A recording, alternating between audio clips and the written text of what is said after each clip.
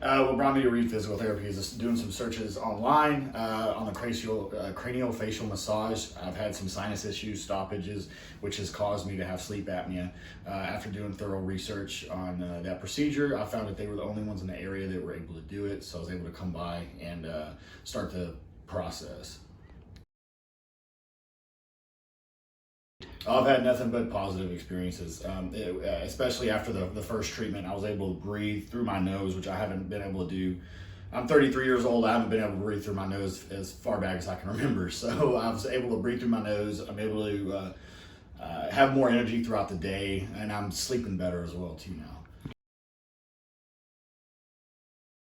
now. Positive, just more energy throughout the day. Not really going around the day tired and stuff like that. And so definitely positive.